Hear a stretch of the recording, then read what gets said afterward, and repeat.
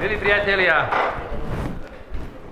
som veľmi rád, že sa stretáme. Je nám sviežo, čo odkrvuje síce hlavu, lebo musíme prekrvovať nohy, aby sa zohriali, ale mojou úlohou a snahou bude rozprúdiť vašu krv a myseľ a priviesť ju k tomu, čo je v živote dôležité, a čím som starší, tým si to viac uvedomujem. Nie len poznať jednotlivé veci, ale poznať vzťahy medzi tými vecami, medzi tými procesmi, ktoré stretáme, a výroba kukuričnej siláže určite není len to, čo vidíme tu. Je za tým veľa iných krokov, ku ktorým sa dostaneme a o ktorých budeme v nasledujúcej hodinke hovoriť. Som veľmi rád, že ste prijali pozvanie spolu sa zamýšľať, ak akékoľvek otázky, kľudne, bez akéhokoľvek omalenia, aj v priebehu vystúpenia, keď hovorím dosť hlasno a niekedy ľudia povedia, ale nie kedy do toho vstúpiť a zdvihnúť ruku a debatujme, obohacujme sa o skúsenosti, o poznatky, aby sme o rok mohli byť múdrejší, a že treba byť múdrejší, to uvidíme určite aj z výsledkov, ktoré budeme prezentovať. Takže prvé, prečo je hore na tejto stránke Silage Consulting, je to webová stránka, ktorú sme vytvárali asi pred 6 či 7 rokmi v jednom vzdelávacom projekte, ktorý sme robili cez Ministerstvo zahraničných vecí do Bieloruska. Tam sú prezentácie a používame ju aj preto, lebo máme tam PDF čítačku, ktorá je podľa mňa veľmi praktická, preto sme ju chceli, kde si tie stránky môžeme obracať, približovať, zväčšovať obraz a pozrieť sa aj detailne, čo v bežnom PDF-ku sa dá urobiť, ale je to omnoho pracnejšie. Čiže dá sa predstaviť na jednostránkový režim, na dvojstránkový režim, priblížiť, oddialiť, hľadať, aj napísať si niektoré poznámky a značky. No a trošku to aj imituje to, že si tie strany viem vizuálne doslova obracať. Takže posledná prezentácia, ktorá tam visí, je vlastne to, čo budeme teraz počuť, plus obohatené o niektoré ďalšie náležitosti. Sme tu aj zootechnici, sme tu, myslím, v drvivej väčšine zase agronómovia, ale to, čo keď chceme hovoriť o kukurici a o silážnej kukurici, to silážna a kukurica rastlinné, ale toto už ide do živočíšnej výroby, a tieto dva obory, či chceme, či nechceme, majú a musia byť prepojené a musia spolu fungovať a vzájomne sa doplňať. Dnes je doba, kde každý, a to je dobré, chce mať svoj názor. To je pekné, len tie názory ešte by mali mať jeden prívlastok k tomu, kompetentný názor. Lebo je mnoho názorov, ktoré nemajú oporu v argumentoch, a názor bez opory a základne argumentov sa stáva chimerou, alebo teda fejkom, ako sa to moderne nazýva. A to je to, čo nás potom niekedy zvádza k tomu, že robíme rýchle kroky, ktoré robíme preto, lebo tamto to urobili a povedali to a to, alebo toto som počul a toto sa hovorí a není to celkom to, o čo by nám malo ísť. Čiže všetko má byť nielen na správnom mieste, ale aj v správnom súvise. No a tak vlastne v tejto prezentácii sa pozrieme na kukuričnú sezónu a sezóny dozadu, nie do hlbokých detailov, ale do kľúčových bodov, aby sme, tak ako Ferry ukázal na Intersuchu, nasýtenosť pôdy vodou, ale ako sa toto odráža obecne vo všetkých silážnych hybridoch, z hľadiska obsahu sušiny, ale aj z hľadiska NDVčky. To, čo Andrej už predznačil v prvej prezentácii, hodnotenie hybridov. Prečo sme k tomu pristúpili a ako toto prakticky interpretovať. No a potom praktické otázky do zootechnického smeru. Rezanie silážnej kukurice. V Čechách sme mali 4 semináre teraz, kde sme na podujatiach firmy Lima Grain prednášali túto prezentáciu. Tu bude ešte viacej tých zootechnických bodov. A otázka, ako rezať, je častá. V publikácii Silážovanie 2007 som mal v tej knižke taký maličký odstavček o rezaní. V 2018 je toho viac. No a tým, že sa to dostáva do rúk, tak aj otázky spätné, jaký máte názor a prečo toto tak a prečo inak, to si ukážeme. No a potom silážna kukurica z pohľadu kravy, aby sme mali zdravú a efektívnu kravu. Efektívna krava bez zdravia, som presvedčený, nebude existovať, lebo to zdravie stojí niečo, vieme to na sebe a platí to aj pre kravu. Čiže čo, na čo, prečo je dôležité dosiahnuť, urobiť, zaoberať sa preto, aby sme mali zdravú kravu, no a za tým je nádej na to, že bude úspešný aj farmár. Sú ešte potom vyššie faktory, byť makroekonomika, ceny a trh, ktoré do toho vstúpia, ale bez tej zdravej kravy na začiatku to bude vždy problémové. 10 sezón dozadu, priebeh obsahu sušín v pokusoch a odberoch, ktoré sme urobili, máme dnes zanalizovaných skoro 15 000 rozborov silážnych kukuríc, tak ako to aj Andrej ukazoval. Niektoré časť z nich, ale nie veľká, prišla porezaná, ostatok si režeme.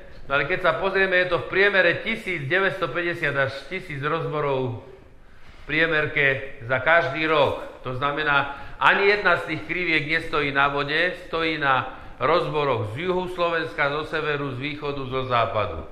No a keď sa pozrieme koniec augusta, ten 240. kalendárny deň a rok 2024, tak to je tá modrá krivka. 2018 je fialová. Bol to suchý rok, ale mal iné rozloženie zrážok a toho sucha a nebol zďaleka tak dynamický ako 2024. Toto je to, čo aj Andrej ukázal v tých extrémoch, to išlo ku 2% sušiny denne, keď tie rastliny prakticky nie naberali obsah sušiny z procesu a z princípu dozrievania, ale preto, lebo vysychali. A to je významný rozdiel. Ak porovnáme, aby sme si veci overili, aj z hľadiska pokusov za posledné 4 roky, a znovu tu nemáme, v každom roku je to od 500 do 650 rozborov, znovu tá 2024 má tú fialovú farbu, ale je to ten rok, ktorý sa dramaticky líši na tých istých lokalitách, kde to prebiehalo s nejakým plusom, minusom, sezóna od sezóny. Toto je úplne odľahlé. Štatisticky významne odlišné, čo uvidíme aj na pokuse z nových sadov, z Devia Nové sady, kde je tiež široké zastúpenie hybridov. Napriek širokému rozsahu skorosti v tých mladých vegetačných stádiách na konci júla je rozdiel v obsahu sušiny necelých 7%. Tie kukurice sa neodlišujú vtedy od seba živinovo zásadne. To rozlišovanie začne tu. Ale z hľadiska toho najzákladnejšieho parametru, ktorým je sušina, sa tieto nožnice otvárajú a tu už idú na 10% rozdielu medzi najnižším a najvyšším obsahom sušiny. No a to podstatné, denný prírastok sušiny konkrétne v tomto pokuse. Tu od 210 do 220 v tomto okne 0,55% sušiny, ale medzi týmito dvomi oknami už 0,75% sušiny. Ale zase vidíme, že nie každý hybrid má tú dynamiku rýchlu. Tak ako bolo vidieť na tom, čo Andrej prezentoval, tie krivky merania sušiny, aj tie štatistiky hovoria o tom, že regresný koeficient, to je štatistický parameter, ale hovorí o tom, ako tie dve veličiny, ktoré porovnávame v grafe, na koľko percent tieto veci spolu súvisia. No a keď tam máme od 0,95 do 100% nadväznosť, tak už nehovoríme a neplávame na vode, pretože tento koeficient už nad 0,6, nad 60% má veľkú a vysokú významnosť. Videl som ešte tú istú osivárskú spoločnosť, jej portfólio, ktoré sa vždycky sezóna medzi sezónami zmení. Je to anonymné, tu nejde o to, že ktorá spoločnosť to je, ale vidíme, že to portfólio v roku 2023 sa správalo takto a 2024 sa správalo takto. Čiže bola tá sezóna odlišná významne. Z hľadiska dosiahnutia silážnej zrelosti okna 30 až 35 sušiny 2024 bola v rozsahu od nejakých 223 do 243 dní. 2018 sa tomu približovala, ale dosahovala to okno až do 255. dňa. 22 bola tiež suchá, ale nie taká, ako bola 24. Keď si toto porovnáme medzi sebou, tak vidíme, že sezóny 18, 22, 24 sa výrazne líšia, majú najväčší počet odlišných sezón, skoro všetky ostatné. A keď to pozrieme z hľadiska konca augusta 31., tak 24 dozrela 6 dní pred koncom augusta. Pritom 21 bola v polovici septembra. To je okno trojtýždňové. Čiže poznať tú kukuricu, lebo aká bude sezóna. Ja by som to veľmi rád povedal a určite by sme to aj zapili, keby som sa trafil. Zapiť síce môžeme, ale trafiť nemôžeme, lebo bude taká, aká bude. A my potrebujeme byť pripravení aj na toto, ale aj na toto. A to je východisko preto, a teda základňa preto, ak to chceme mať v ruke a pod kontrolou ako aspoň čiastkovo a prípadne rozhodujúco, potrebujeme to poznať. Čiže sú tie sezóny odlišné a to sa odráža nielen na živinách, ale aj na škrobe. 18 bol suchý rok, ale z hľadiska obsahu škrobu 30-35%. 2024 25-30. No pretože bolo sucho v čase opeľovania a v čase dozrievania zrna a tie rastliny a tie porasty boli poškodené. To isté bola 22, ešte dramatickejšie poškodená, kde minimálne hodnoty sa blížili k 15%. To sú tie krídelka na tých obdržníkoch a boxoch, ktoré za jednotlivé roky vidíme. Čiže rýchlejšie dozrievanie znižuje koncentráciu škrobu, lebo tie rastliny sú v strese. Keď je suchý rok, a toto, čo aj Andrej ukazoval z Popradu, výsledky, tá rastlina sa snaží udržať vodu. A tú vodu udrží vo vláknine. Vláknina je hygroskopická, viaže na seba vodu, nasáva ako špongia a to je to, že bunkové steny hrubnú, stávajú sa tým pádom menej stráviteľnými, aby tá rastlina prežila. Čiže neoddelíme od seba tieto procesy, môžeme mať akokoľvek urobenú fantáziu a predstavivosť, ale toto spolu súvisí a to je o tom, čo sme si v úvode povedali, nielen poznať body, ale poznať, ako vzájomne súvisia a na čo spolu nadväzujú. No a na záver, porovnanie stráviteľnosti, tak rok 2024 je tu, horší bola len 2022, nižšia stráviteľnosť neutrál detergentnej vlákniny ako v roku 2024. Vieme dobre, pred 2 rokmi to bolo drastické sucho, ale to minulá sezóna tohtoročné neuskočilo o mnoho späť. Taká 2015 bola na tom podstatne lepšie a 2021 významne s 2019 trčali nad. Takže druhý najhorší rok máme za sebou. Čo nás nezabije, to by nás malo posilniť, hovorí sa, že nás posilní, ale iba vtedy, keď si to hodnotíme, keď využijeme to poznanie, ktoré sme z toho získali. Tá rozdielnosť stráviteľnosti, ktorú dneska meriame v 48 hodinách a meriame ju priebeh cez tvorbu plynov každých 5 minút, máme 7 hybridov v 4 odberových fázach. 7 až 10 dní je rozdiel medzi každým štádiom. A vidíme, že není to isté, že ten svetlomodrý hybrid je tu sa hýbe a tu je už v inej polohe. Preto povedať aj o stráviteľnosti obecne, tento hybrid má 30-hodinovú stráviteľnosť 35. Dávame to aj do certifikátu, je to nejaké stredná hodnota, preto aby sme mohli veci porovnať. Ale to, či to pozberáme o týždeň skôr alebo neskôr, má určite dopady. A jeden z tých dopadov, to som šiel rýchle, je v tom, že tá stráviteľnosť na 30. hodinu tu sa hýbala okolo 70 a tu sme už padli medzi 60-70. Čiže tých bodov a sme na rovnakej parcele s rovnakými hybridmi a v rovnakej sezóne. A je to 7 hybridov, že to není 400-metrová parcela, ale 7x8, 48 riadkov. To znamená, sme kompaktní a vidíme, že tie rozdiely sú. A to je jeden z dôvodov, prečo ideme tou cestou, prečo ňou pôjdeme, lebo ju považujeme za zmysluplnú práve na základe konkrétnych výsledkov nameraných na Slovensku. Takže certifikát silážnej zrelosti sme spustili, predstavili sme ho vo februári na stretnutí v Smižanoch, čo si vysoko cením, že osivárske spoločnosti v širokom zastúpení viac ako 15 subjektov sa zišlo a dokázalo s nadhľadom sa baviť o silážnej kukurici ako o objekte, nie v tom, že sa budeme vzájomne vyvražďovať a narážať na seba, ale budeme sa baviť o tých obecných veciach,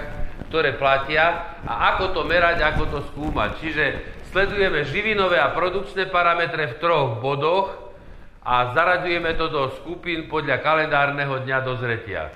V publikácii Silážna zrelosť, ktorú sme vydali už minulý rok, teraz je v preklade do angličtiny a mala by vyjsť aj v českom jazyku, je tento postup, aj tieto výsledky shrnuté a popísané, na základe čoho, prečo tvrdíme to a to, že to nie je len to, že sme si niečo hypoteticky vytvorili, ale že sú to veci, ktoré stoja na nameraných hodnotách a výsledkoch.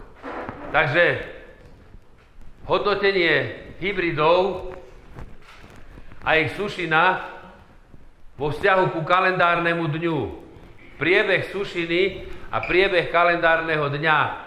To percento vzťahu týchto dvoch hodnot vidíme, tu je to v desatinom vyjadrení, to znamená od 0 nejakých 8,95 do 100%. To je veľmi vysoké, ale tie rozdiely sú významné a odlišujú sa nemálo a nie jednoducho. Živinové zloženie škrob. Vybral som len 4 náhodné hybridy na porovnanie. Ten škrob môže pribúdať takto, môže pribúdať prudko a potom už stagnuje, môže pribúdať tak a môže ísť aj takto. Čo je dôležité si uvedomiť, tie regresné koeficienty, tie body nie sú rozhádzané takto ďaleko a z toho je to nejaká priemerka. Tie body sú veľmi priľahlé k tým krivkám a dávajú nám priebeh. Na základe toho vieme potom odčítať, čo sa dialo pri 30% sušine. Preto vieme porovnať porovnateľné na rovnakej úrovni. Lebo veľká časť pokusov, ktoré sa robia povedzme aj vo Wisconsine v Spojených štátoch, berie sa to v optimálnej zrelosti. Francúzi robia postregistračné sledovania, robia to takisto. Ale tam ten hybrid, ktorý dosiahol nejaké výsledky, mohol byť o týždeň oveľa lepší, alebo o týždeň neskôr mohol byť oveľa lepší, jak bol v tom čase, kedy bol zobratý. Preto, keď to dáme do takéhoto priemetu a povieme si, kedy vieme z tej predošlého grafu odvodiť, kedy dosiahol sušinu 30% a potom vieme zo vzťahu sušina a škrob a ostatné živiny vyťažiť to, aké živiny dosiahol pri tejto úrovni. No a tak sa dostaneme k silážnemu certifikátu, ktorý nám hovorí v prvom rade to, že toto je hybrid, ktorý na 220. deň, to je v danom prípade 10. august, dosahuje obsah sušiny 30%. Tu máme predzberové okno, to znamená rozsah 25-30, zberové okno 30-35, preto sú v zelenom, tu nám svieti oranžová. Vidíme, že to okno máme 7 a 6 dní a keď si takto položím vedľa seba hybridy, tak vidím, toto sú rýchlejšie dozrievajúce hybridy, pomalšie dozrievajúce a viem si to vyskladať. To, čo naväzuje na túto časť, sú výnosové parametre, čo získavam, keby som to išiel zbrať skôr a čo sa mi deje následným dozrievaním. Potom sú tu živinové charakteristiky, to, čo aj Andrej prezentoval a ukazoval, priebeh obsahu škrobu a cukrov. Keď sa pozrieme z hľadiska stráviteľného škrobu, rozdiel pri 30 a 35% sušine je 1,2%. K tomu sa dostaneme a to si vysvetlíme, na základe čoho a v jakých súvislostiach sa toto deje. Stráviteľnosť 30-hodinová, priemerná 35%, no a na záver sú parametre produkčné z hľadiska jednotlivého zvieraťa a z hľadiska prepočtu na výnos z hektára. No a podstatné, kde to bolo testované. To znamená, keď tento certifikát dostane pestovateľ, farmár do ruky, tak vie, kedy to dozrieva, vie, v akých podmienkach to bolo testované, že nakoľko sa moje podmienky tomu približujú, alebo nakoľko sa odlišujú. A viem si urobiť stratégiu, ktorý hybrid mi kedy bude dozrievať, ako rýchlo bude dozrievať a čo pritom dosiahnem. Není tu málo hodnôt, dalo by sa aj menej, mali sme o tom polemiku, aj my sme nad tým uvažovali, ale je lepšie mať o pár informácií viac, ktoré nepoužijem, ako keď mi tam chýbajú informácie, ktoré by som tam potreboval mať a cítim, že mi ich treba a chcem ich vedieť a nemám ich tam. Takže to je to, čo dáva rodný list silážnemu hybridu. Rodný list, ale rodný list napísaný v podmienkach, kde rástol. Máme z uplynulej sezóny aj výsledky, že ten istý hybrid bol testovaný tu na týchto lokalitách a takisto v Deviu Nové Sady. A keby sme tam nedali hlavičku, že aký má názov a dáme ich do ruky, tak povieme, že máme dva významne odlišné hybridy. No lebo ešte v Nových Sadoch nie je tak rovnako, ako je tu v potatranskej oblasti a v podorských podmienkach. Poďme na tie praktické veci. Silážna kukurica, rezanie najkratšie, ako sa dá, to je otázka z uplynulých seminárov, jak som to spomenul. Stretáme sa s tým aj v odborných článkoch, teda v časopisoch populárno-vedeckých. No a teraz otázka doslova bola tak, čo vy na to? No, keďže sa s tým zaoberám už nejakých tých 4, 5, 10 ročí, tak tie otázky idú a treba na nich hľadať odpoveď a dať si ju serióznu. Prvé, keď si zoberieme z hľadiska dĺžky rezu, lebo zlepšíme tam v tých troch bodoch stráviteľnosť, príjem sušiny, efektívnosť. Rastlinné bunky majú od 10 do 100 mikrónov v kukurici v priemere. V priemere je to 50 mikrónov. Ak skrátime a zoberieme 20 mm tkanivo, to je 400 buniek. Na 5 mm rezanke to bude 100 buniek v priemere za sebou. Ak ich sekneme na poli zo 4 cm na 2 cm, tak budeme mať pomer rez ku počtu buniek, ktoré rozrušíme, 400:1. To znamená, s tým rezom dramaticky nerozdrvíme veľa. Áno, urobíme väčšiu plochu. Ale to všetko zase má svoje súvislosti. Kráva má zuby, a to si nielen ukážeme, aj vysvetlíme, ktoré majú svoj cieľ a ich efektívnosť a efektívnosť rezačky je na dvoch diametrálnych a odlišných rovinách. Rezom zasahujeme relatívne malý počet buniek. Není to málo, ale v porovnaní ku všetkým bunkám a tie mikroorganizmy sa ideálne potrebujú dostať do každej bunky znútra. No a na to má kráva zuby, aby to urobila a aby to zvládla. Ona pri prežúvaní veľmi efektívne drví rastlinné tkanivá a tak si vysvetlíme aj tie biologické a praktické východiska a vzťahy. Začneme prípadovou štúdiou z praxe.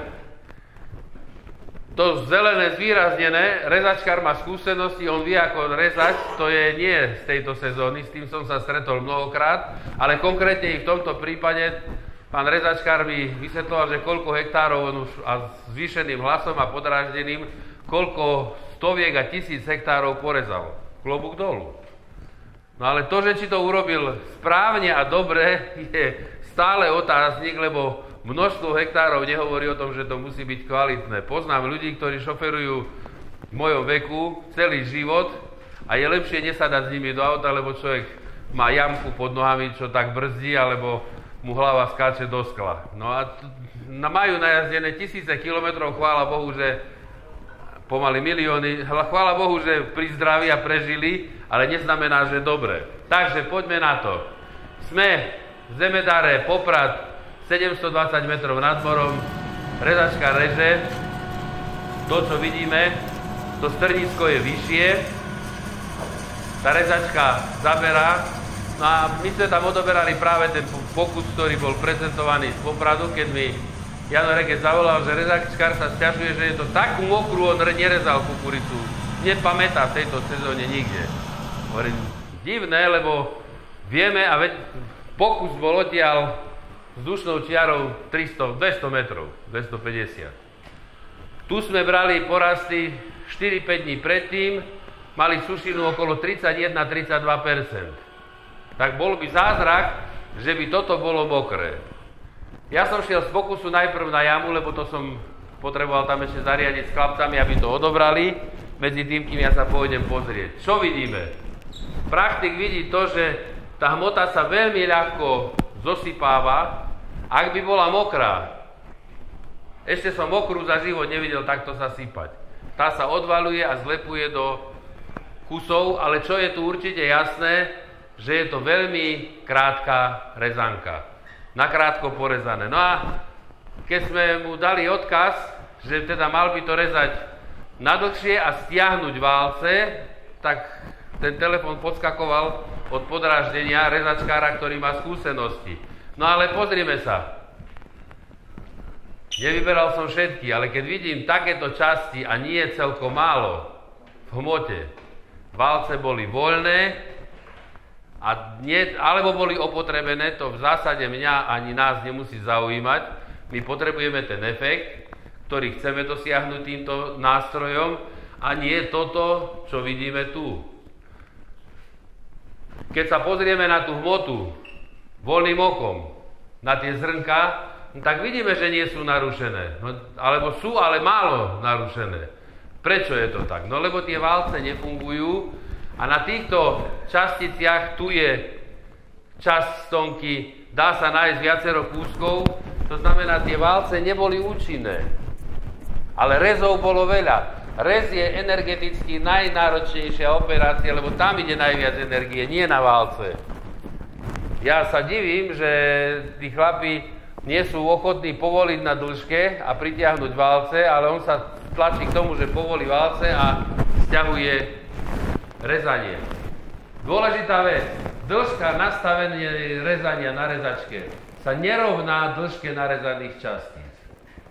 V prvom rade preto, že dĺžka rezanky na rezačke sa nastavuje teoretická dĺžka rezu, alebo v angličtine je to skrátka TLC, o koľko sa vysunie hmota na protiostri predtým, než dopadne nasledujúci nôž. To je táto dĺžka. U kukurice je to menej, u viacročných krmovín, tak ako je lucerna, tu to vidíme schematicky. Tie rastliny nám môžu prichádzať takto kolmo, no vtedy, keď budeme mať nastavených 10 mm, budú sekať 10. Ale tie listky, ktoré sú bokom, môžu mať aj 15 mm dĺžku a keď to príde priečne, tak to môžu byť častice, ktoré budú aj 5 cm. To není vylúčené, že to je ako pažitka, že to porežeme nakrátko, čo ilustruje aj toto, to je z publikácie Silážovanie. Pri nastavení teoretickej dĺžky rezu na rezačke 10 mm kukurica nás zaujíma. 10 mm častíc je okolo 40%, ale 10% je 5 mm a ďalších 10% je 15 mm častíc. Lebo to nikdy nebude uniformne posekané na 10 mm. Toto treba mať na pamäti a závisí to zo skúseností, toto nemá merané, aj na tom, aká je hmota a ako to tá konštelácia hmota rezačka funguje aj v konkrétnom bode. Takže válce pri veľmi krátkej rezanke, aj keď ich nastavím správne, budú mať veľmi malý efekt, lebo tam je trh. Tam je rozličná rýchlosť válcov, či to budú takéto zúbky, alebo tam bude šrezlič, alebo tam budú iné technológie od Krone, John Deere, to sú porovnateľné technológie, ale na krátkom kuse sa ten trh uplatní oveľa ťažšie ako na dlhšom. O tom dlhšom si povieme, čo znamená dlhší a čo znamená kratší. Vzorka, ktorú sme si odobrali z toho auta, ktoré sme videli, ktoré bolo ako mokrá hmota, sušina 40%. NDV 31,5, škrob 33, cukry sú už pod 10. Prečo je to tak a prečo tá sušina vyšla tak hore? Keď zvýšime strnisko, necháme značnú časť vody, relatívne najväčší podiel vody ostane v tých stonkách. Lebo to je kanál, odkiaľ rastlina zo zeme ťahá vodu. Tam je stonka najhrubšia, tam je viazaných najviac vody. Čím ideme hore, metlina je prvá suchá. A ďalšie, čo dozrieva a schnie, je klas. O tom si povieme so zrnom neskôr. Keď sme hodili túto rezanku na sita, to znamená suchá hmota sa separuje na takejto sústave síc s takýmito otvormi, tak vidíme, že 41% častíc je menších ako 4,75 mm. A sú to hlavne zelené častice, lebo škrob v tejto časti dobre podrvených a krátkych častíc je len 47%. 53% škrobu ostalo tu hore, v časticiach väčších ako 4,3 mm. To sme nespôsobili nikto, ani ten, kto na to pozeral, ani kto to sial alebo robil, ale ten rezačkár mal toto plne vo svojej moci a vo svojej ruke. Na priemerná veľkosť častíc je 4,13. Robí sa to na sucho, objektívne treba povedať. Mokrá častica bude mať 6-7 mm, ale je to relatívne krátke. Veľmi zle narušené zrno. Táto hodnota by mala dosahovať 70%. Bolo už pekných pár rokov dozadu ako to je optimum. Dnes sa posúva na 80% z hľadiska toho, že sa dá dosiahnuť kombináciou správneho nastavenia a využitia techniky aj zberu v optimálnom vegetačnom štádiu. Ten obsah škrobu, keď prepočítame na zrno v sušine, tak polovicu tej kukuričnej siláže tvorí zrno, aj keď sa to na prvý pohľad nezdá. Je otázka, či chceme objemové krmivo. Ja teraz nehodnotíme túto jednu konkrétnu situáciu ako z hľadiska podniku, ale bavíme sa obecne o tom, že keď máme takú rezanku, môže nám to vyhovovať, len nebýva zriedkavosťou aj paradox, že na jednej strane urobíme, hovorím ešte raz, nie v tomto konkrétnom prípade, že urobíme vyššiu kozbu a potom pridávame drvenú slamu. No, tá stratégia môže byť rôzne nastavená a o tom by sa dalo dlho hovoriť, ale kukuričná siláž, keď hovoríme ako siláž, tak je to v prvom rade objemové krmivo. A má mať určité vzťahy a súvislosti. No a teraz, dobre, náš názor, pohľad je taký, a porovnajme to znovu s tým, čo sa deje vo svete, v odbornom svete. Pán profesor Zebeli z viedenskej veteriny publikoval v roku 2017, posledné práce sú z 2022, zobral znovu nie jednu prácu a vyhodnotil skrátenie 10 plus minus 4,9 alebo 6,7 plus minus 4,11 mm. Skrátenie z 10 na 6,7 prináša skrátené žutie a hlavne prežúvanie. Žutie, pod žutím máme na mysli žutie pri príjme krmiva a prežúvanie následne. Nižšia hodnota pH v bachore logicky, pretože je viac unikavých mastných kyselín, ktoré sa v bachore vytvoria. Čiže to není len to, že s tou dĺžkou sa treba zamyslieť do súvislosti, pretože to není postavené len na jednom bode, tento celý stav. Čím sú objektové krmivá vegetačne staršie, platí to aj pre kukuricu. Ak z akéhokoľvek dôvodu budem mať sušinu ku 40-ke, tam pôjdem cieľene na krátku rezanku, aj keď to nebude ideálne, lebo je to otázka, ako to potom utlačiť a nenechať to celkom znehodnotiť, ale čím sú vegetačne staršie, sú menej krehké a chutné. A krava má rada krehké krmivo. Ukážeme si aj na praktickom príklade. Samozrejme, kratšie porezané zamedzuje lepšie separácii. Ale robiť všetko, kto robí všetko naraz a chytá 10 mačiek jednou rukou, zvyčajne mu pekných pár mačiek ujde a má v ruke len niekoľko chvostov. Ako ovplyvňuje skracovanie rezanky stráviteľnosť živín? Lebo o to hráme a toto je a býva deklarované, že zvýšime stráviteľnosť. Krávu nútime žrať rovnomernejšie, keď je to krátke. To je bez diskuzie. No ale znovu pohľad cez profesora Zebeliho a jeho uzáver. Stráviteľnosť sušiny o 1,1% nižšia, ako v absolútnej hodnote. Stráviteľnosť škrobu o 0,5% vyššia a stráviteľnosť NDV o 3,8% nižšia.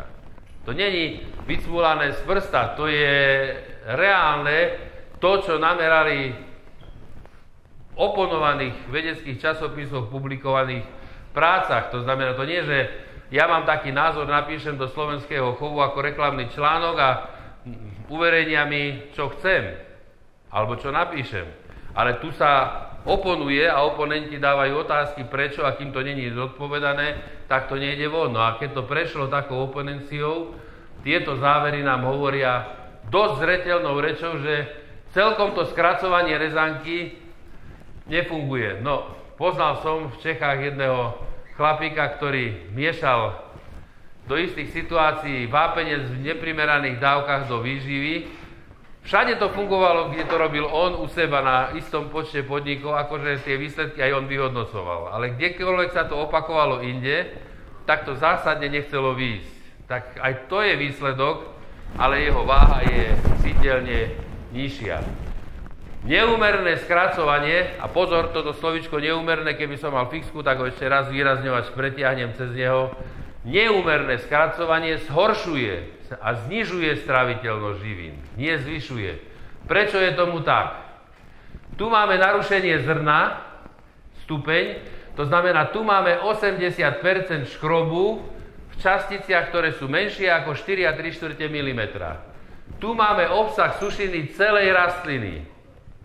Keď som prvýkrát čítal už pred rokmi, že definovaná kukuričná siláž ako kukuričná siláž celej rastliny, sa mi to zdalo ako také, že na čo také jasné veci písať, ale je to dôležité, lebo celá rastlina je vtedy, keď ju sekám tých 15-20 cm od zeme.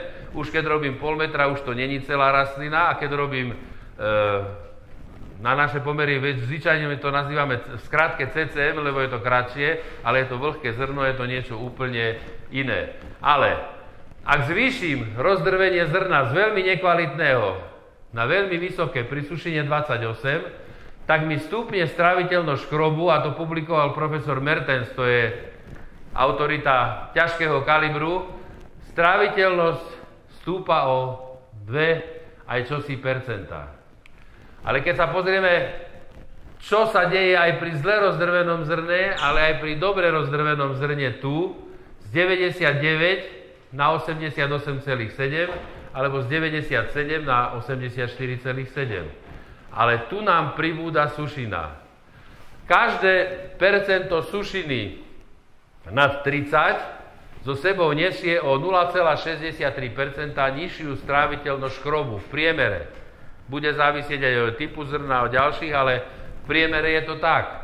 To znamená, keď ja tú sušinu tlačím na 40, tak sa mi stráviteľnosť škrobu dostáva po 90%, veľmi rýchlo a veľmi dramaticky, no a potom ten škrob nestratí sa.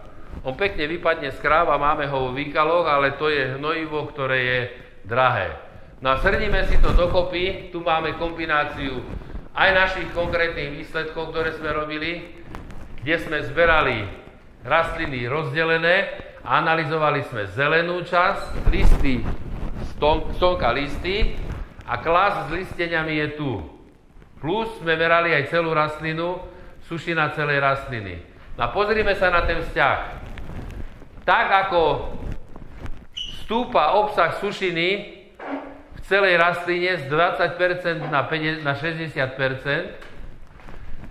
obsah sušiny tej zelenej časti začína desi na 22%, pri 35-ke dosahuje 25%, ten motor, tá stonka a listy musia žiť, lebo nebola by fotosyntéza, jak by sa mohli konvertovať, tvoriť cukry a konvertovať na škrob bez toho.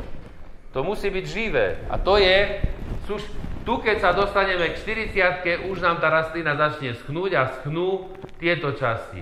Ale to, čo prvé a dynamicky schnie, je klas so zrnom. Toto leze hore. Keď sme na úrovni 35% sušiny, tak máme šúľok s listeniami má okolo 42% sušiny.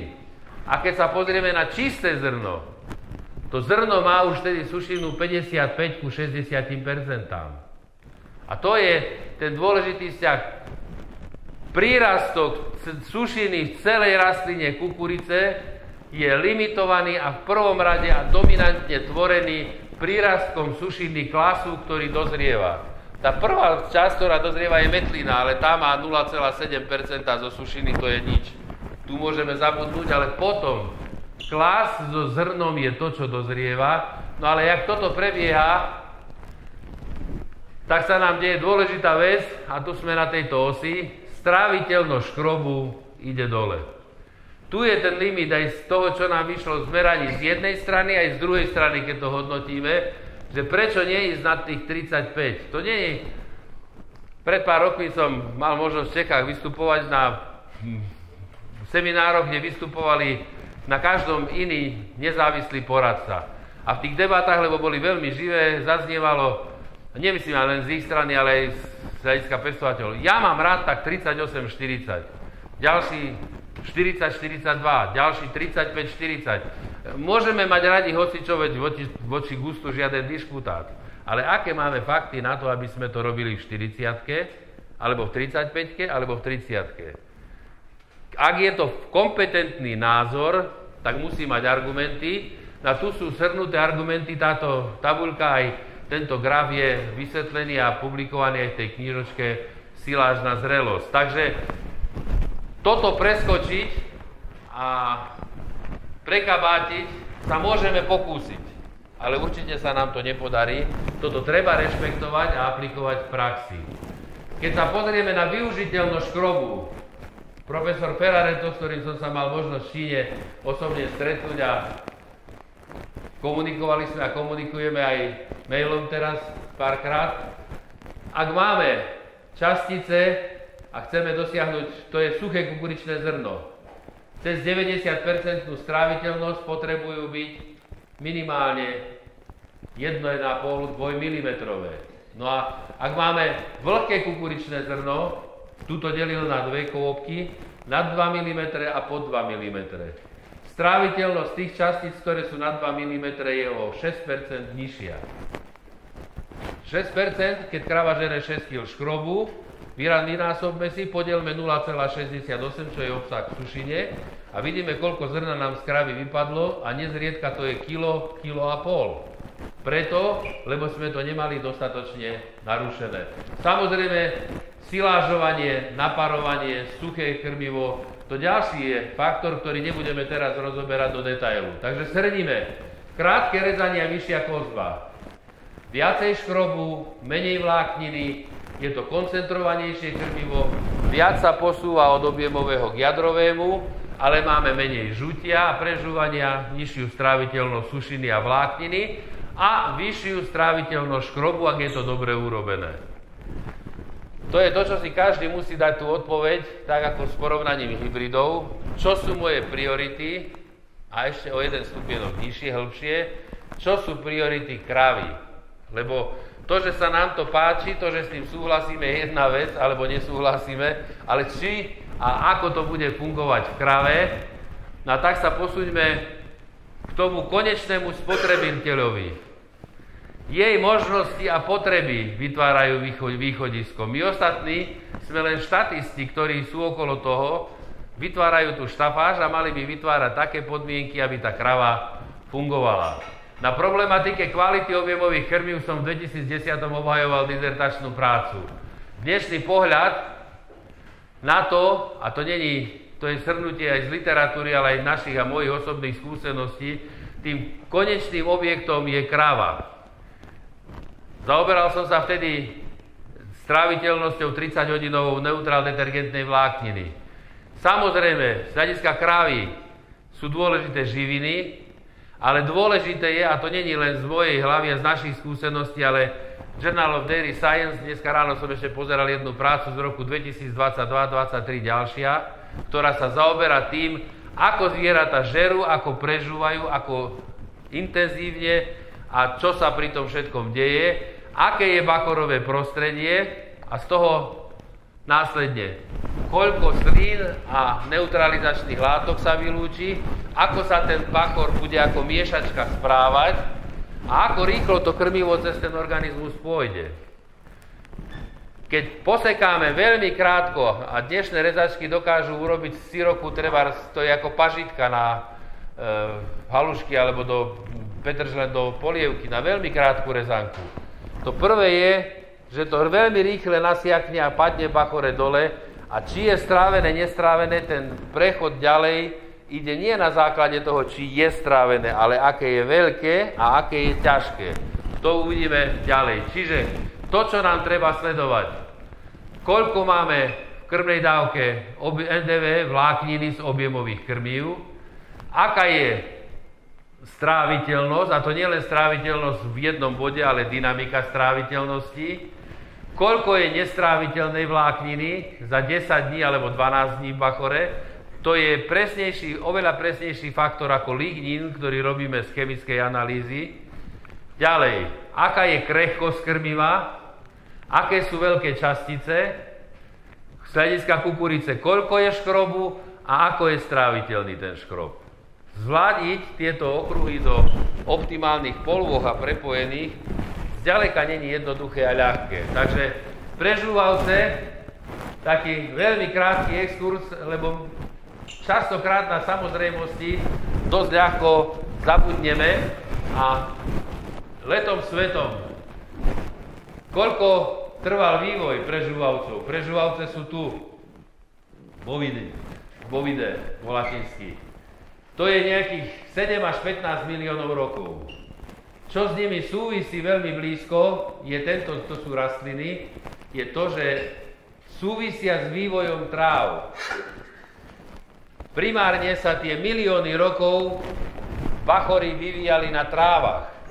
To, že dnes krmíme aj iné rastliny, to je to, že si treba uvedomiť, čo chováme a aké zvieratá z hľadiska prežúvavcov krmíme. Krava a bizón, to je skupina, ktorá žerie celé rastliny a žerie dominantne trávy. Ovce sú už v inej skupine, že idú po menších lístkoch a po výhonkoch a táto časť žerie aj výhonky z drevín, púčiky a malé lístky. Len to je iný typ, ale naša krava není tu a není tu. Tu je úplne iný pomer aj bachora ku telu ostatnému. Tu je to 20 až 30% a tu je to 10-15%. Tých rozdielov je viac, ale len to podstatné, že toto sú zvieratá, ktoré sú dominantne za celý svoj vývoj spojené s trávou. No a kukuričná siláž je to isté, je to tropická tráva, ktorá musí fungovať a záleží, aká dôjde tu. Čerstvú ju neskrmujeme, zažil som ako mladý zootechnik, že sme to krmili aj mokré. Môj šéf to volal, každý z východu porozumie, kapušňarka. Vlečka, kým prešla 3 km, tak bola mokrá cesta za ňou, čo tieklo. V literatúre východonemeckej, ktorá bola v RVHP, v socialistickom tábore, určite najvyššie z tejto oblasti, z rokov 70., keď som končil školu vysokú, som sa minule pozrel a 23-24% obsah sušiny v kukuričnej siláži bol považovaný za úspech. Dneska by sme povedali chorí. No ale neboli hybridy, nebola agrotechnika zvládnutá, bola tá kukurica v začiatkoch a neboli skúsenosti. toto nás nehrozí prakticky, ale na tejto trase hrozí nemálo rizík, aby toto nefungovalo správne a našim cieľom je a musí byť, aby to fungovalo správne. Tak Ferry povedal, že som bol na púti aj toho roku, tak toto je z severného Španielska, z Galície. Čo je na tej krave podstatné? Vyberá si sústa, otrháva ich, len pre zaujímavosť to som sa pri zaoberaní touto problematikou naučil, že krava žerie tak a ovca trhá do bokov, čo sú maličké rozdiely, preto má rozdelený mulec, lebo ide po malých lístkoch, ona sa chce dostať z tej základni, kde je to mladé. Otázka. Žerie tá krava prirodzene? Ani raz nedvihne hlavu. Ja som presvedčený, že toto je prirodzený spôsob a to sústo ide hore kopcom a dosť strmým kopcom hore, kým sa dostane do bachora. Tu vidíme kravu, ktorá žerie TMR-ku a bez toho, že by som to predikoval, nevyzerá to celkom ako prirodzene, naťahuje krk ako labuť. V Číne som to stretol jeden z prvých radov, kde mi to udrelo do očí. Lucernové seno, 37% NDV, 21% dusikatých látok, za ťažké doláre kúpené zo Spojených štátov, na páre dosušované a kravy žrali tak, lebo 3/4 hodiny ten balík v tom miešacom voze miešal, už sa z toho prášilo na kilometr, no a potom tie kravy to nemohli prijať. Také sústo, a koľko toho krmiva tam bolo, trvá 20 sekúnd. Žerie rýchlejšie, keď je to kratšie. Môžeme si myslieť, ale lepšie je sa presvedčiť. Krava na to, aby toto žrala, má veľmi dobrú výbavu, má veľmi šikovný jazyk, ktorým si dokáže veľmi vyseparovať TMR-ku. Má ho na to, aby mohla tú trávu, ktorú otrhne pritlačením zubov na podnebie horné, otrhnúť, ale má v písku toto.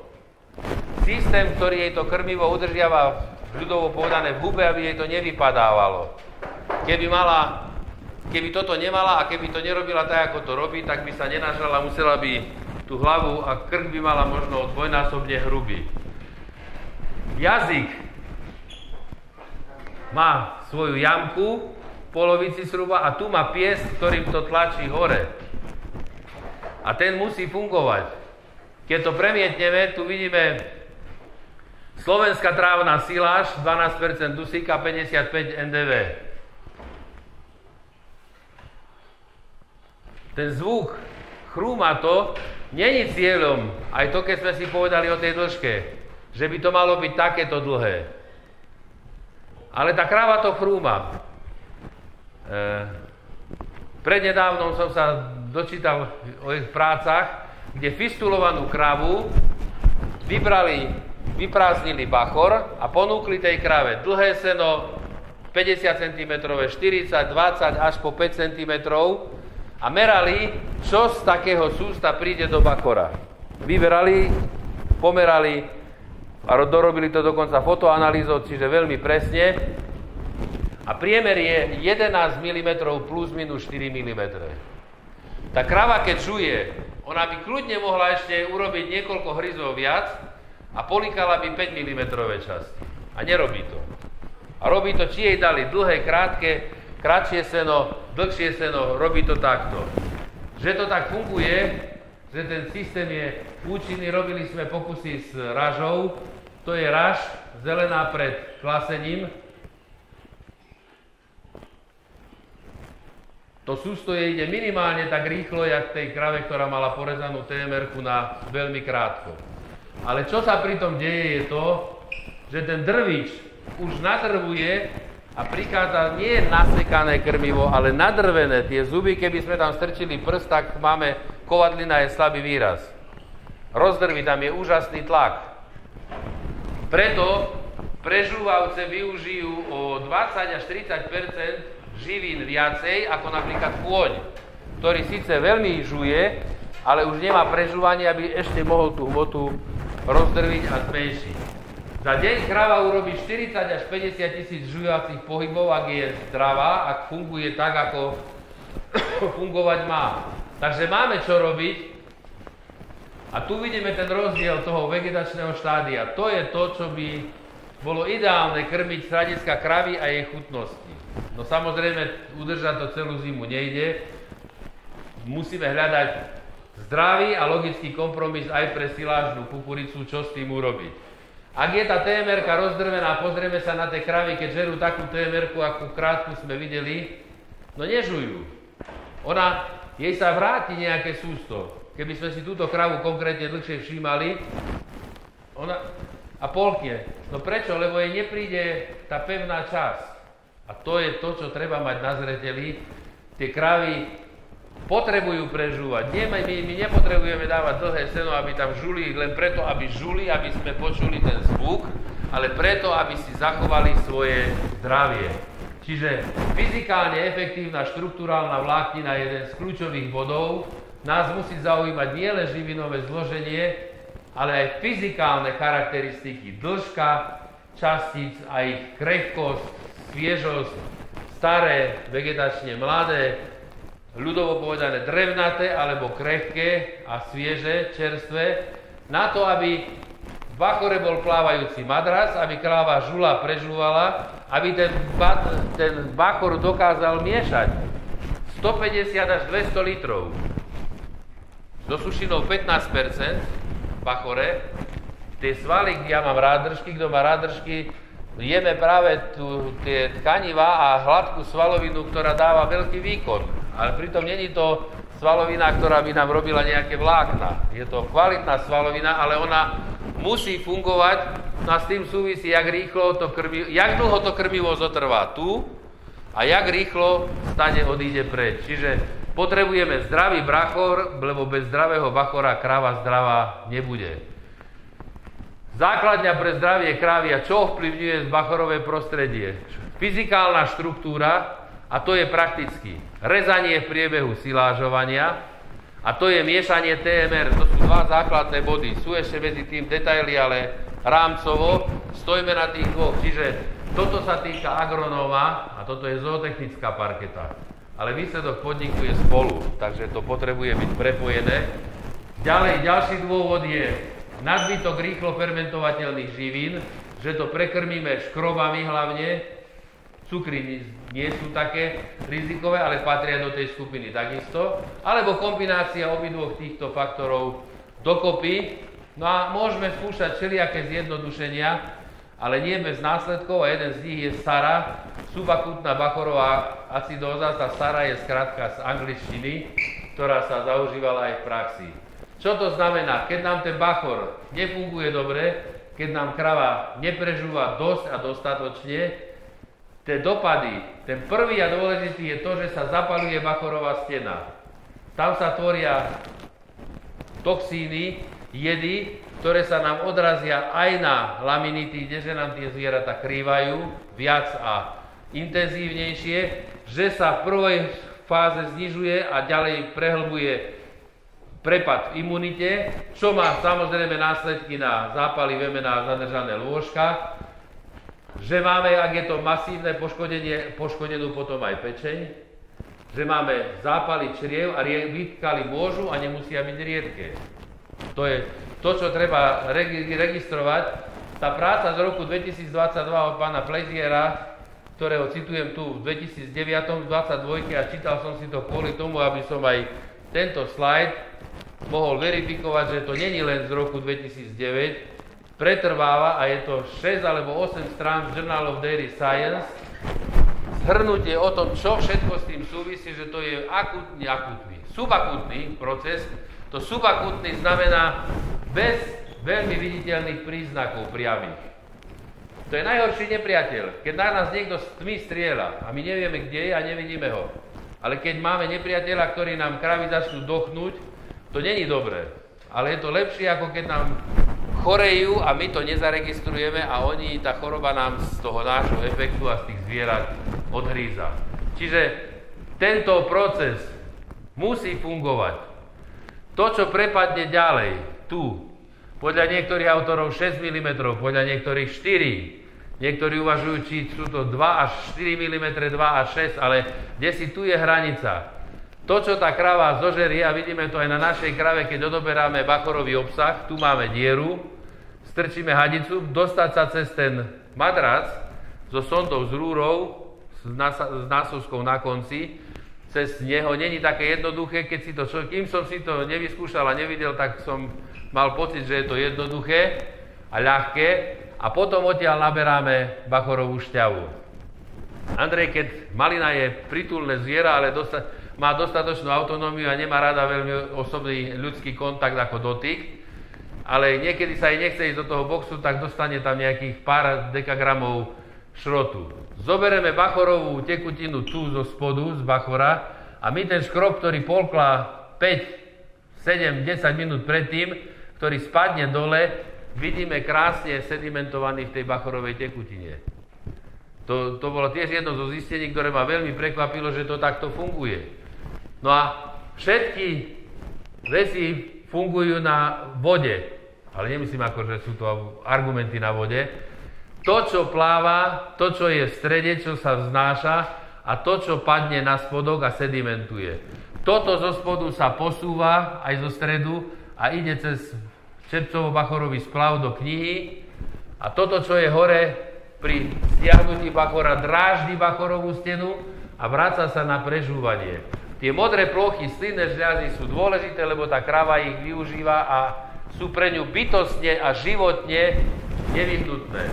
Keď si premietneme tých 6 mm a pozrieme na tú porezanú kukuricu, tak určite tam je predpoklad, že bude rýchla pasáž aj nestrávenej vlákniny, pretože tie malé častice rýchle nabobtnajú, padnú a pôjdu ďalej bez toho, či sú alebo nie sú strávené.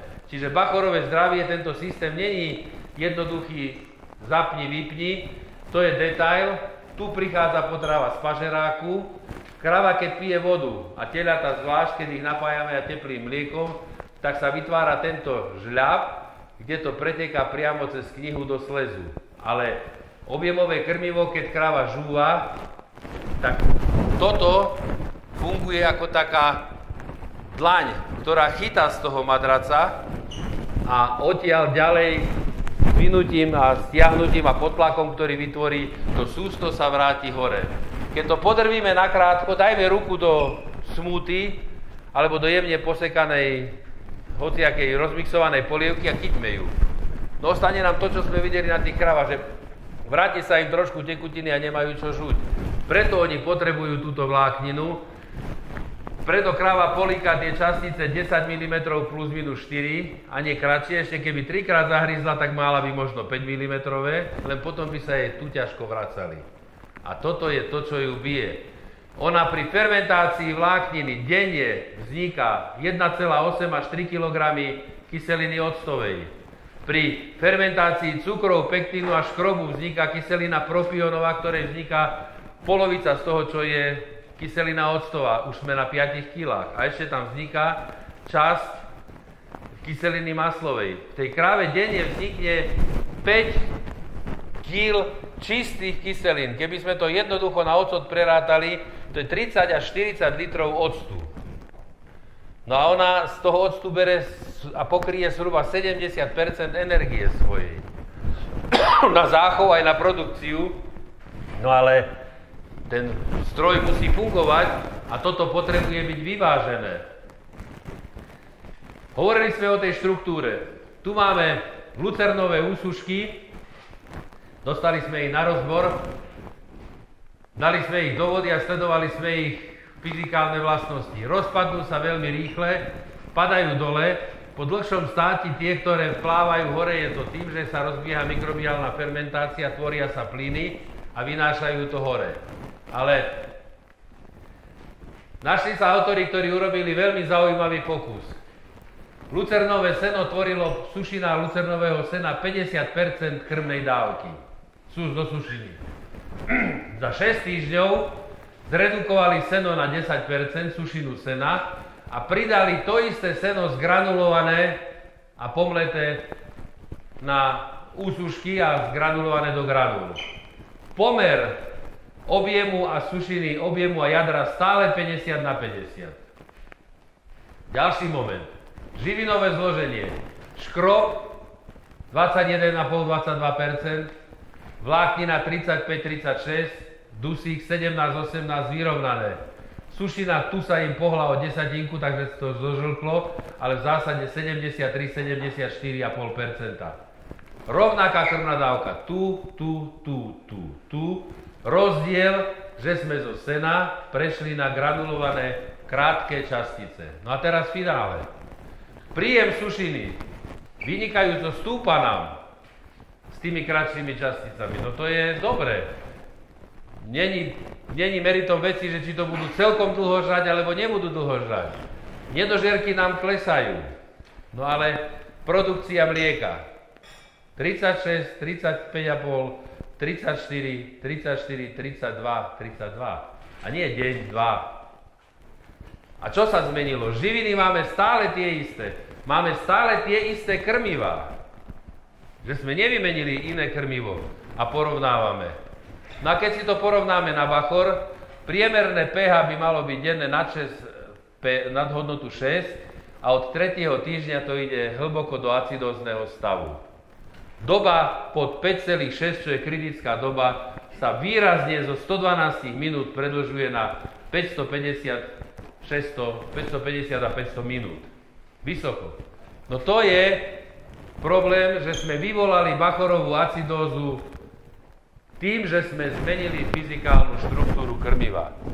Neverme tomu, že to je len o tom, že sme prekrmili škrob. Treba to vidieť v kontexte a v prepojení. Je to aj škrob, je to aj to. Ďalší faktor dôležitý je hladovanie a nárazové žranie. Preto to, že sú zvieratá voľne ustajnené a majú možnosť žrať 10, niekedy 15 krát denne, podľa toho, jak im to vyhovuje, je dôležité na to, aby sme sa tomuto vyhli. Čiže toto je to, čo robí aj veľmi rozdrvená TMR-ka. A s tým sa stretáme v bežnej praxi na pomaly dennom poriadku. Prezretá kukurica, nerozdrvená, tak ako vo vode spadne na dno, to isté sa deje v bachore, no a skončí tam, kde je to pekná pečiatka, ale moc drahá a nepraktická. Vo výkaloch, kde keď to zhodnotíme a porovnáme, tak strácame nezriedka pri 2000 tonách siláže aj niekoľko 10 000 eur. Tu teraz nejde o tie detaily sa k tomu dopracovať, ale tu vidíme dopad, keď je ten škrob stráviteľný pod 90%. Aké by mali byť podmienky v bachore, teda krmivá? Samozrejme, predvčerom sme sa niektorí stretli na seminári, ktorý mala firma Dajny.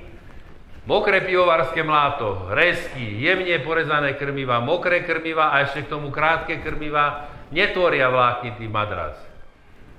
Suché seno, nasekaná slama, suchšie siláže či senáže, ako to nazveme, ale nechal som aj senáž, lebo tak je to ešte stále zaužívané. A tá kukuričná siláž by mala mať tú veľkosť častíc okolo 15 mm. To je to, že nie z 5 mm na 35 mm predĺžovať, ale z 5 mm na tých zhruba 10 až 15 mm minimálne. Lebo inak poškodíme tento výkonný orgán, to sú klky na bachore, to je ako chladič v aute, tak je rezorpčný orgán, že cez toto idú kyseliny do krvi. To je, keď ochorie tá krava a toto sa poškodí, to je tak, ako keby sme na starej jebečke s olovenými lištami, čo boli v chladiči, dobre kladivka, tak dobre potrieskali po ňom, tak čo sa stane? Nikdy sa to nenapraví naspäť, to isté platí aj tu v bachore. Čiže rezorpcia kyselín a je to aj prostredie, tie mikroorganizmy tu majú v tých zákutiach veľmi dobré podmienky, lebo jedni plávajú a druhé žijú tu. Toto sú bachory výkrmového dobytka.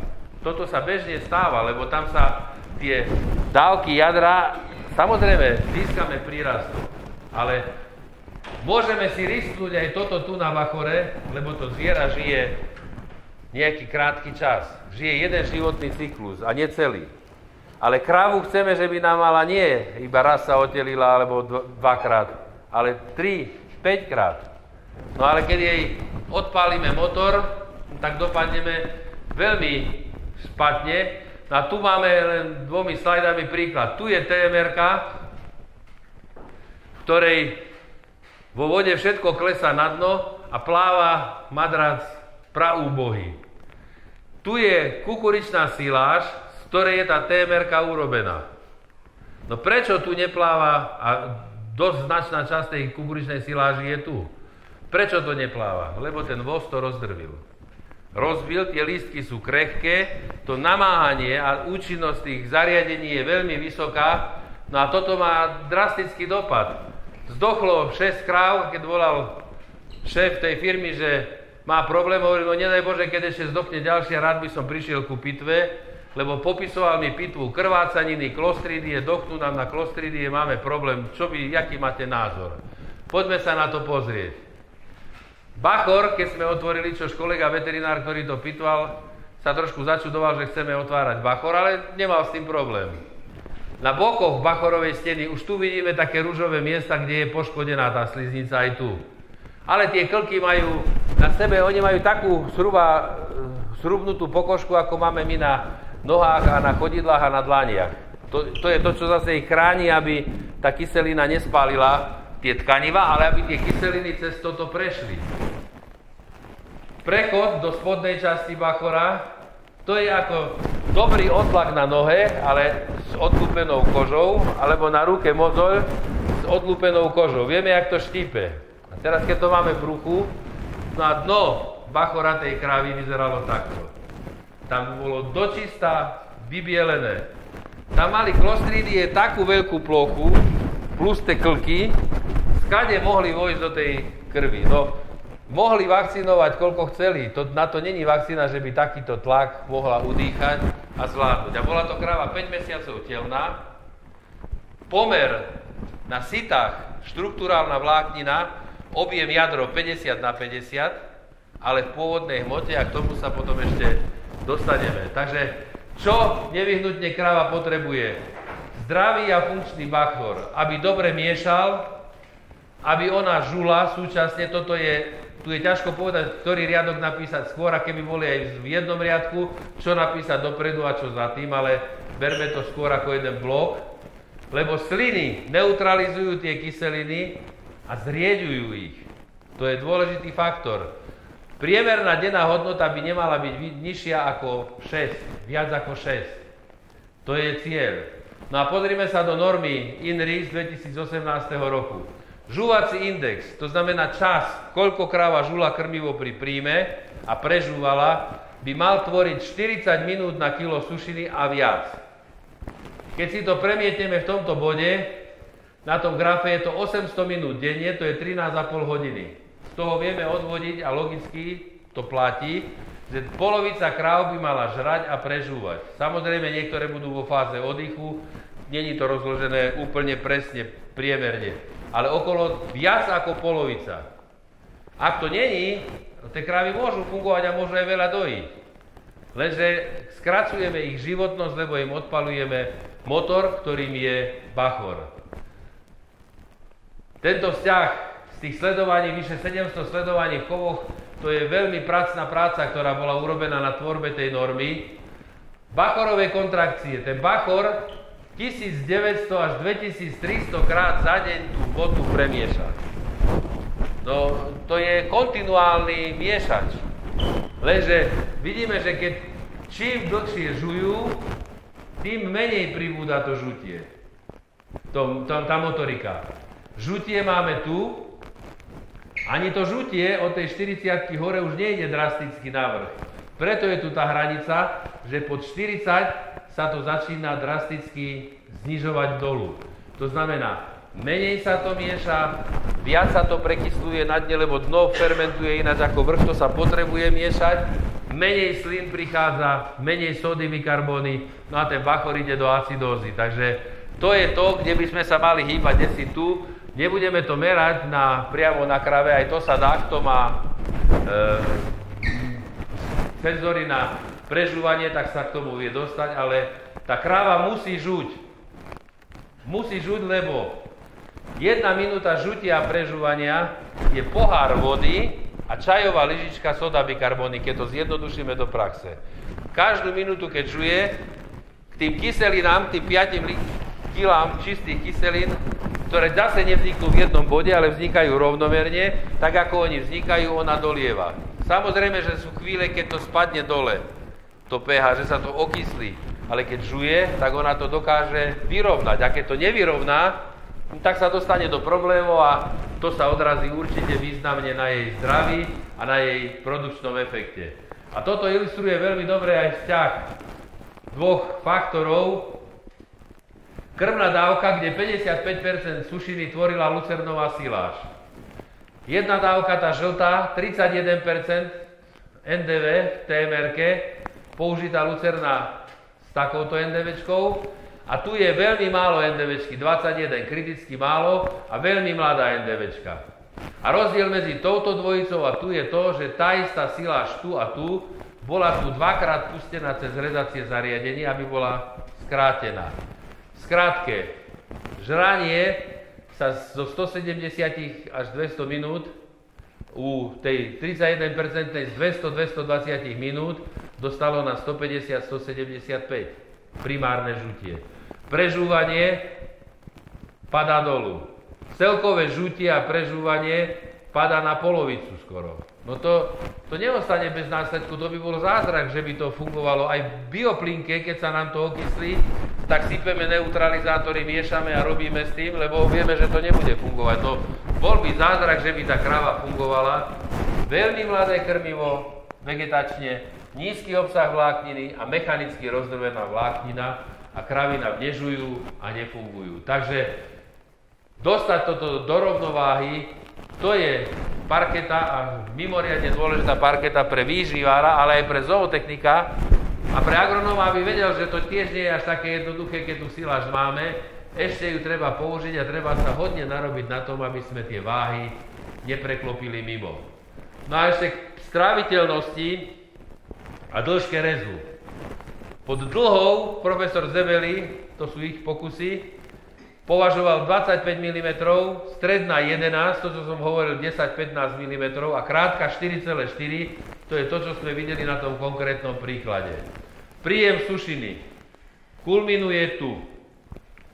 Stráviteľnosť NDV, aj in situ, aj TDF, to sú dve rôzne metódy, ale kde je ten kopček najvyšší? Tu. Ani veľmi krátka, ani dlhá. Netreba to robiť na dlho. Ako veľmi dlho. Preto som použil to slovo a opakujem neúmerne dlho.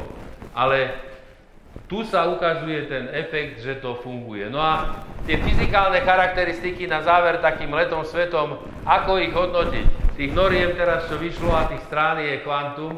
Tá modrá knižka zhrňuje práce 2800 vedeckých prác dokopy. To je úžasne hutný materiál, veľmi dobre napísaný a dáva človeku obraz. Pensylvánske sitá poznáme prakticky všetci, hlavne zootechnici, že tým sledujeme, akú máme štruktúrálnu vlákninu.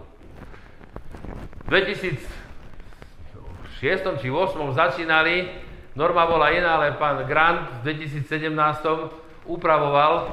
V 2013 pribudlo sito miesto 1,2 mm 4 mm a odporúčanie, lebo sme 10 rokov dozadu, bolo minimálne 32 až 58% nad 8 mm.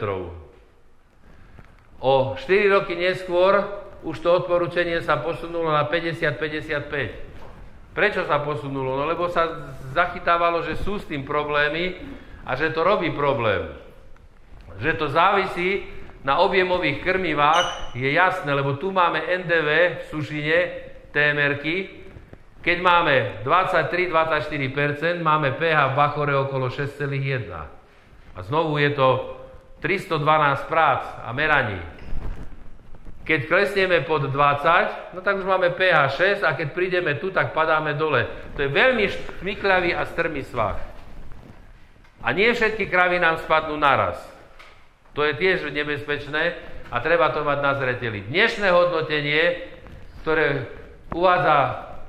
je uvedené v norme NASEM 2021, to je bývalá NRC zo Spojených štátov, berie do úvahy, koľko máme škrobu, koľko máme zostatok na 8 mm site, koľko máme zostatok na 19 mm site a z toho v danom prípade vyhodnocujeme, koľko má byť sušiny NDVčky z objemových krmív v krmnej dávke.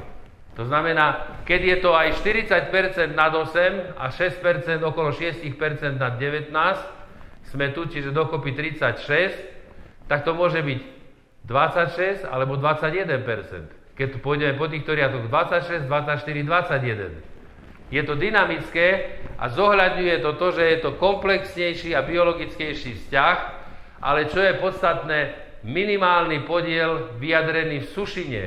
To znamená to, čo ostalo vysušené. Lebo ten príklad z tej praxe, kde tie kravy natiahli brko s tým zapáleným bachorom, bol problém v tom, že zvlhčovalo sa, krmná dávka bola relatívne mokrá. To, čo ostalo na hornom site na 8 a na 19 mm, bolo mokré. Ono hmotnostne tvorilo 50% z tej krmnej dávky. Ale v sušine to spadlo významne nižšie. No a to je to, čo mali by sme a potrebujeme rešpektovať, že ten mikroorganizmy v bakore ani nevedia, v akej krave sú. To už Mitrik alebo my tu všetci ich nezaujímame absolútne, môžeme si hovoriť, čo chceme, ale budú reagovať na to, čo tam príde.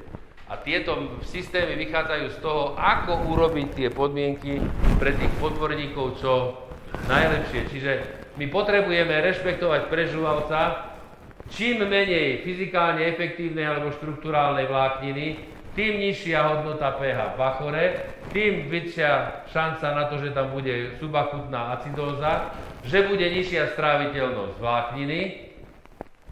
No a toto by sa dalo rozvíjať dlho na veľa drobných. Takže shrníme dokopy. Z hľadiska kukuric, poznať charakteristiky hybridov, poznať, ako sa správajú v konkrétnych podmienkach porovnateľných s našimi a rozhodovať sa potom medzi nimi na základe faktov, že áno, toto funguje tak. To není o tom, že ten je zlý, lebo to, čo sa na prvý pohľad môže zdať aj zlé, môže byť silná stránka v istej situácii, v istej kombinácii a interakcii. Čiže silážna zrelosť je dôležitý parameter pre prax. Chuťová charakteristika, nebrať prezreté krmivá, aby sme zachovali nielen chutnosť, ale aj krehkosť. A to je u kukurice zrelosť a pomer škroba cukry. Bachorové trávenie, to znamená dĺžka rezu a dĺžka, doba a účinnosť zmiešania je s tým spojená jednoznačne. Čiže nie len koncentrácia samotnej NDV, ale aj NDV z objemových krmív a bachorová stráviteľnosť, respektíve nestráviteľnosť. Preto sa tým zaoberáme, lebo to, čo sme si ukázali, není o tom, že sedíme pri pive a vymýšľame si v dobrej nálade nejaké chiméry alebo nejaké hypotézy. Ja nehovorím, že to niekto takto robí, ale mohli by sme si sadnúť a keby sme mali dobrú náladu, tak by nás nápadov chytilo príliš veľa a niekedy neobmedzenie. Ale aby sme reflektovali to, čo tie kravy potrebujú, to, k čomu prišli tisíce ľudí už pred nami, že to tak funguje, tak neskúšajme robiť skratky, alebo teda otvorme oči a zachyťme tie signály, ktoré nám tá krava sama dáva, i to krmivo, i tie parametre, ktoré vieme odmerať. Takže úspešný farmár má a potrebuje mať zdravé kravy. A na tom sa podieľa agronóm, na to začína, keď zoberieme z hľadiska výživy a kukurice u osivára, u toho, kto robí herbicídnu ochranu, aby tam neboli buriny a jedovaté látky a tak ďalej, cez technológiu spracovania až po ten koniec, až po cenu v mliekárni samozrejme, aj po politickú faktory, ako sú dotácie, ale ja vám prajem k tomu, aby ste mali dobrú ruku pri výbere hybridov, zostavovaní dávok, aby vaše kravy boli zdravé a kukuričná siláž, aby bola, ak ju pestujete, a nie len kukuričná siláž, ale všetky objemové krmivá, aby boli základňou, ktorá týmto kravám dá to, čo potrebujú a čo majú mať, aby boli zdravé a efektívne. Takže ďakujem vám za pozornosť a prajem veľa zdaru.